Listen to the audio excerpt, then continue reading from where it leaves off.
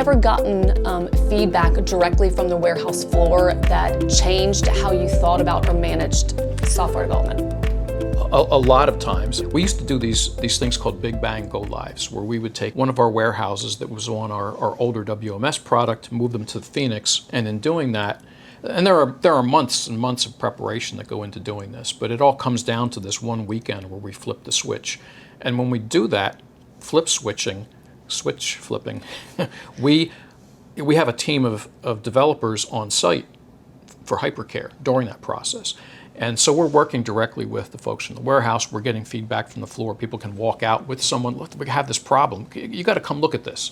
And so the developer has a sense of what the thing is that they're doing and how it's impacting operations. So there's a lot of feedback that happens during the hypercare period especially. But from all the way at the beginning of the process where the gap analysis is done by the product team to when the conference room pilots happen with the implementation team, they're working with the site, they're getting that feedback. It may not be us gathering the feedback directly from the site, but through others, we're gathering and incorporating that. Well, and we've built our warehouse management system from the beginning, so it's all customized, mm-hmm. right? So does that make a difference when you think about the appeal of coming to work here, that you get to build something, or is yes. it, okay.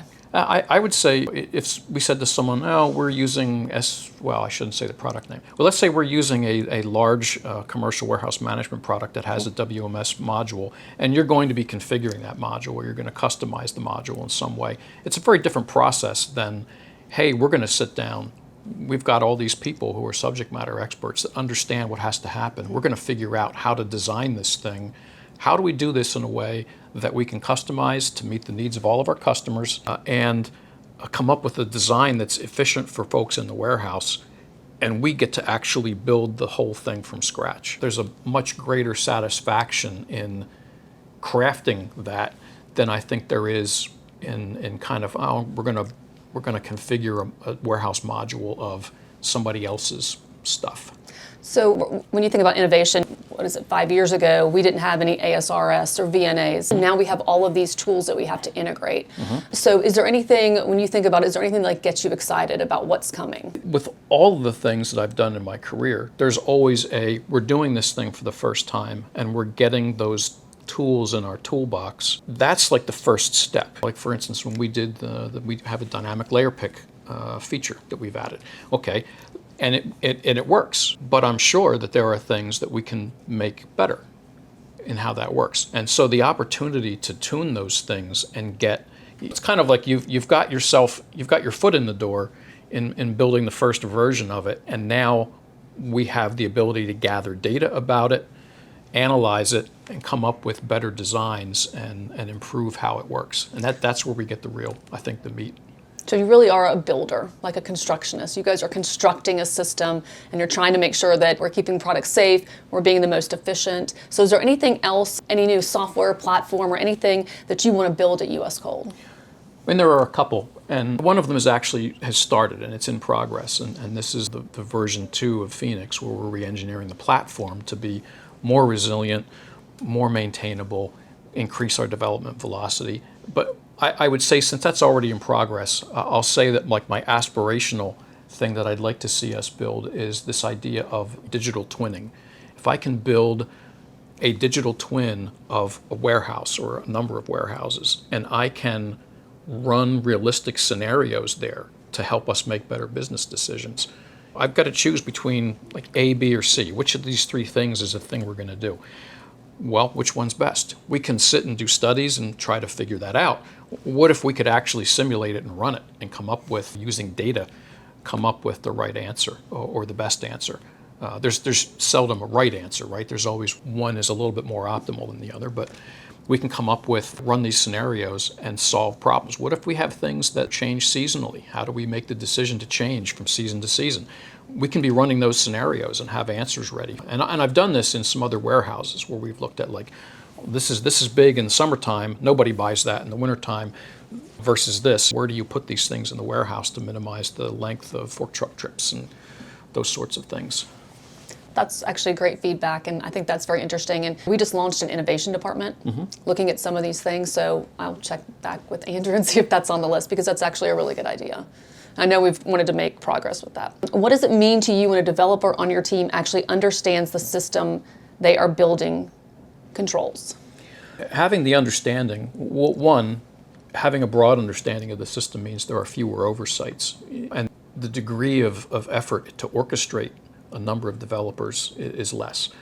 If you take someone who's very new to the process here, to how the warehouse works, and you plunk them down in a dev team, if you were to just cut them loose and say, hey, go build this thing, the number of negative impacts you would have from downstream effects, there's a lot of knowledge that you have to understand how the thing I change here affects things later.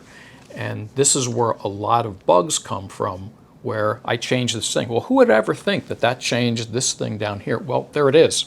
Now we understand the mechanism, and we don't do that. Someone will say, they'll throw an idea out of the meeting. Oh, let's change it this way. Hold on. If we change that, that's going to break these two things downstream. We need a better plan than that. The other thing is that understanding the mission is about the thing I mentioned earlier. People aren't blindly following metrics for processes that we've wrapped around the things that we do. They really have a sense of the mission and are following the mission, like the intent of the rules, not the letter of the rules. And I think that the satisfaction that people get out of being able to do that, catch those things, and be able to build a more holistic design, I think that's much more satisfying. And be a little bit more creative, again, because Yeah, you're still, yeah. it's the purpose of the mission, it's not necessarily the process. Right. So I think that creativity and being able to build things is very attractive, and I Yep. think that's kind of what makes our technology department unique. Yes. When you think about AI, we had a guy sit there and show us you can write all the code in AI.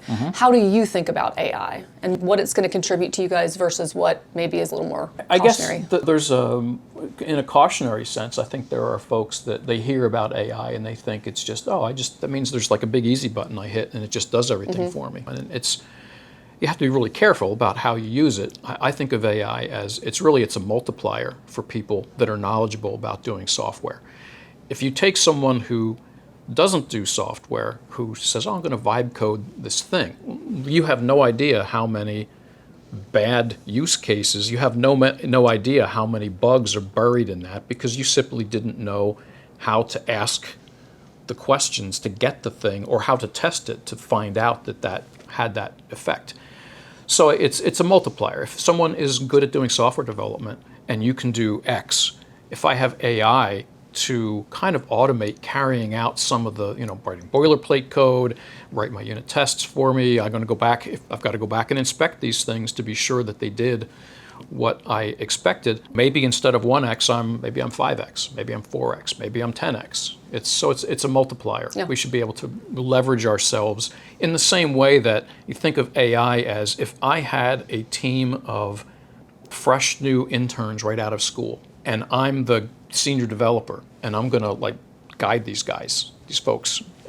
That's really what AI is. You can expect the same kind of errors to happen unless you very clearly lay out what you need it to do.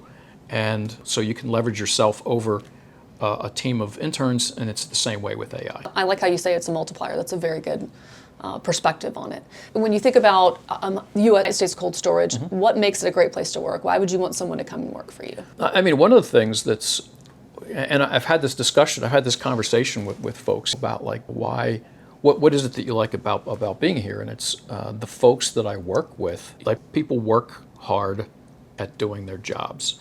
And I've worked at a lot of places in the past where you have people that work hard and others who don't really. I think everyone here has a pretty strong sense of they want to be useful and they want to create a positive impact. And when you work on a team full of people that are all pulling in that same direction, it's so much less friction than working in a place where that's not true. But when we travel to the warehouses to do these go-lives, and that same kind of sentiment is true, that energy is true everywhere from the warehouse back here to corporate. So it's great to see it. When you go to the warehouses are always tremendously welcoming. We don't have a lot of, in some companies where I'm from a different site and these people are from this site and this was not invented in my backyard. We don't have that. And so it's always a pleasure to travel to the sites and work with folks from different teams. We have different areas of knowledge of our domain that's covered by different teams. So you get to work with people and learn those things, working with the implementation team, the product team, the folks from operations at the sites, CIT. It's great to have a meeting where you can put together the heads that have all the knowledge and get that out into a comprehensive design that does something useful and helpful. It sounds like you really enjoy your job. Yeah. And it's great. We learned a lot about the software development and why it would be great to work here.